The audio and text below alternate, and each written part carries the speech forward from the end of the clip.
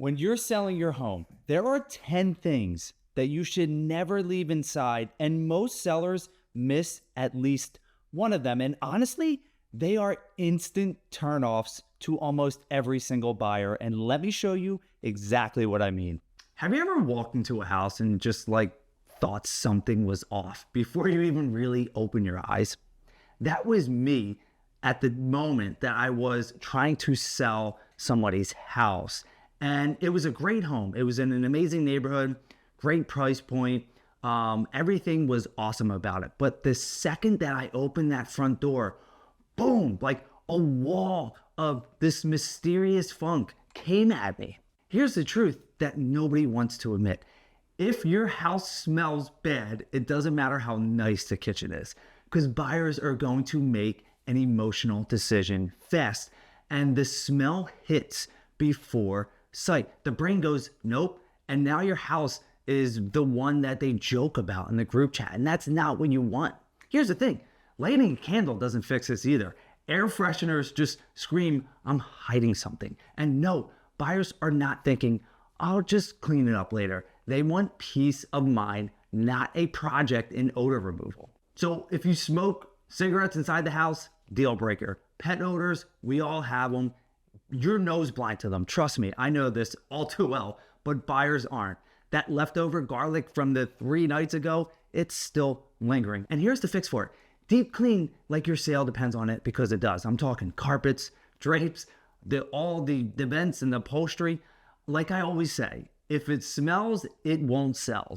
And if the smell is sabotaging your sale before buyers even look around, imagine what happens when they actually do.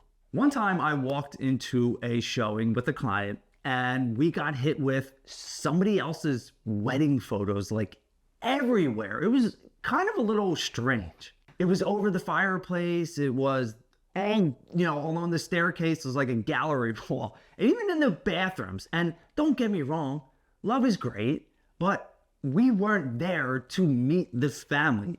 We wanted to show the property. My buyers wanted to picture themselves inside of it. And here is the thing that most sellers do not realize. Buyers need to imagine themselves living in your home. So if your home feels like a shrine to your life, it's hard for them to picture theirs. The second they see your family photos, your trophies, or that live, laugh, love sign from 2019, they're not dreaming about hosting Thanksgiving there. They're wondering if they just walked into someone else's life.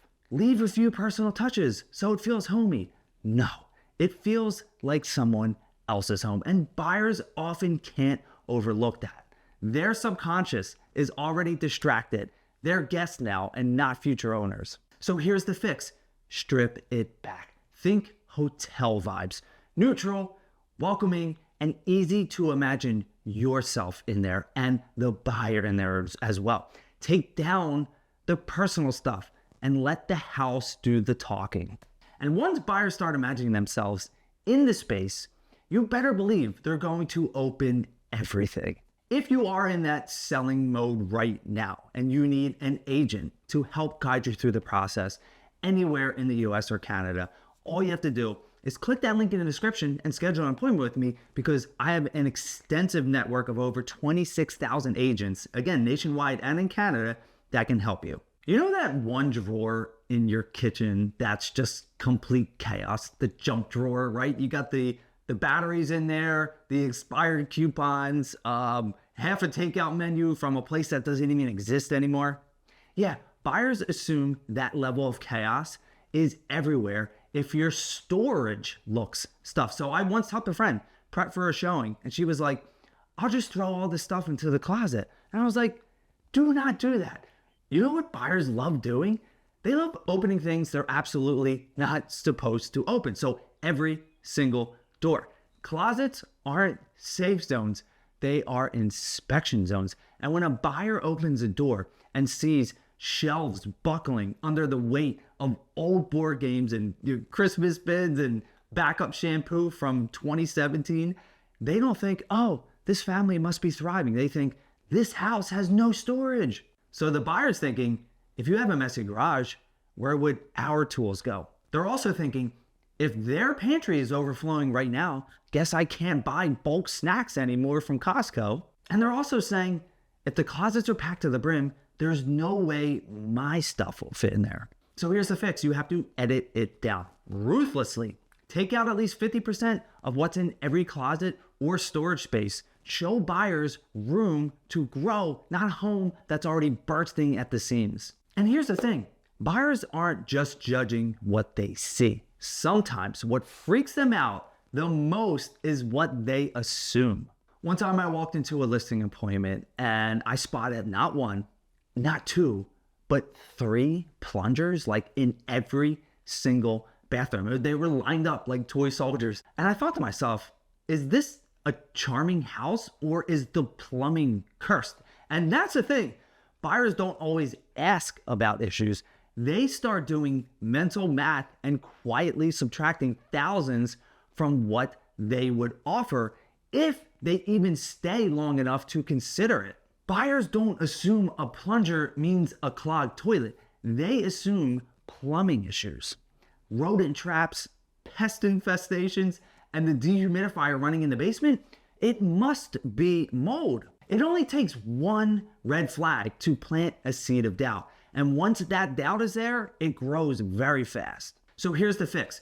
Remove anything that screams problem. You have to fix what you can, even those little things that you think aren't a big deal, because the buyer will think they are a big deal. Don't let them start imagining disasters that aren't even real. But if you think buyers get uncomfortable spotting problems, wait until they feel like something is a little odd. Okay, so picture this. Your home is listed for sale and the buyers are coming through for a showing. And they start talking casually with their agent, and then suddenly she whispers, or he whispers, "Do you think they can hear us?" And then they glance up and there it is, that tiny blinking camera mounted in the corner. And just like that, they stop talking. They stop exploring and they basically just want to leave. When a buyer feels like they're being watched, I know even in 2025, right, we all have cameras for a reason, they literally just shut down. Instead of asking questions or imagining the life in the house, they're whispering, right? And they're just rushing through and they want to get out. That emotional connection that you wanted to build with them, it's gone. And here is the fix. You just have to turn them off. And I mean all of them for the time being when selling your property. Let buyers move through the space like it's already theirs, not like they're sneaking around through someone else's house.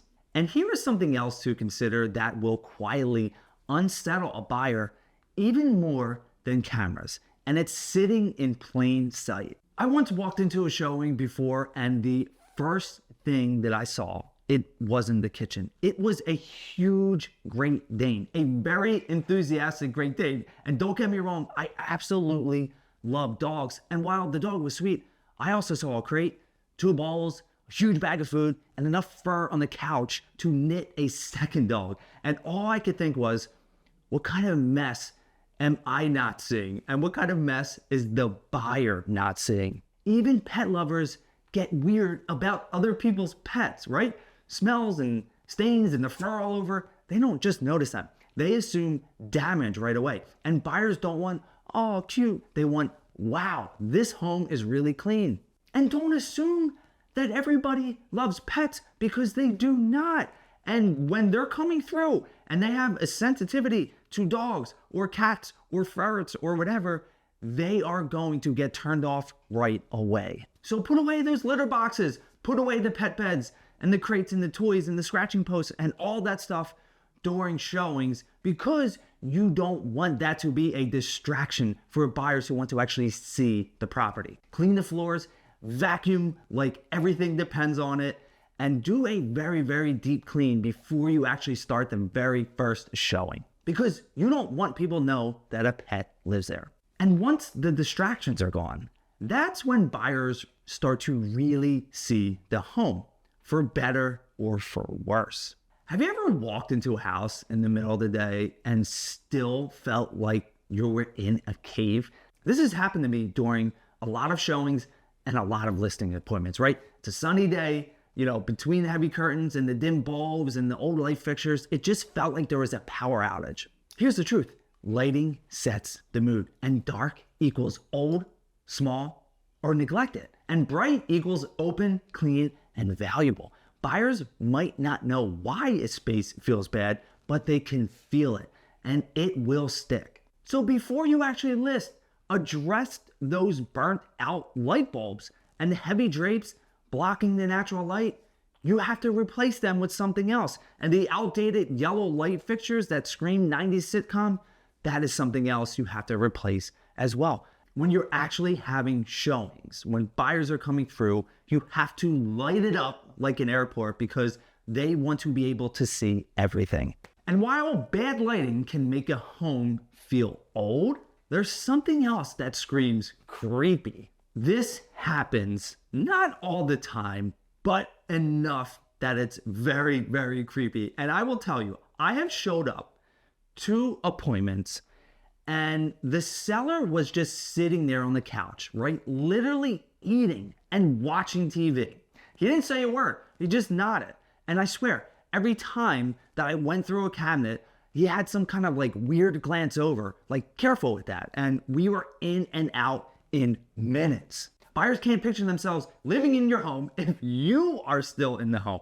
When the seller sticks around, it creates this weird energy, like the buyer is trespassing. They're gonna rush through, they're gonna whisper, they're gonna hold back questions because they don't want to offend anyone. Like, you could have the world's most charming kitchen and it still won't matter because buyers are just trying to escape the awkwardness.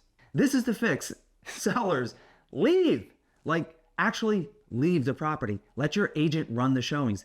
The longer a buyer stays, the better your chances. So don't give them space to linger, explore, and dream without feeling like they're being judged. Because when buyers finally feel comfortable enough to settle in and explore, what they see in those first few seconds still matters more than anything else. For instance, one time I did a listing walkthrough where every single surface had stuff. Candles, mail, charging cords, kids art, dog toys, 6 bottles of lotion in the bathroom.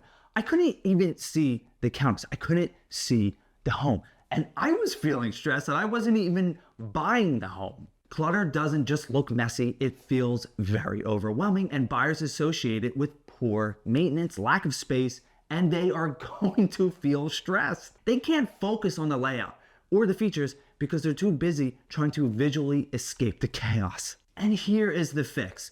You have to declutter. Pack it up, box it up, donate it, get it out of the house. You are moving away, so just get a head start. Let this space breathe so buyers can see what they're actually about to buy. And while the inside matters a lot, some buyers don't even make it to the front door before they've already made up their minds. I once showed up to a listing appointment and I couldn't tell if they actually wanted to list a house on the market or it was abandoned. I'm talking overgrown grass, you had cobwebs all over the door, you had dead plants in these sad little pots, and I almost didn't want to go in because I knew that the inside probably matched the outside. Curb appeal sets expectations. If the outside looks rough, buyers assume that the inside is even worse. That's not just an opinion either, that's instant bias. They're going to walk in and already be skeptical, and now you're fighting to win them coming back. And I have seen this countless times before. And honestly, the fix is fairly easy. You have to trim everything. You have to power wash the walkway and repaint the door, add fresh mulch and the fresh welcome mat, and a pop of color of flowers is going to make your home feel so much more inviting. Make it feel like they are coming home. Make it feel like your home is expecting them to come. Buyers aren't just looking at your home, they are feeling it. That is the buyer psychology that you as a seller really truly need to understand. And every smell, every shadow, every little weird moment, it's either building trust or it's breaking it. If you want your home to sell faster, for more money, and with fewer headaches, you have to start here. Clean it, strip it down, and make it feel like the future buyer is going to be able to just walk right in and live there. In addition to removing all these things from your home in order to sell. If you want to know the beginner mistakes to avoid when you are thinking about selling, just click on this next video here that I made just for that.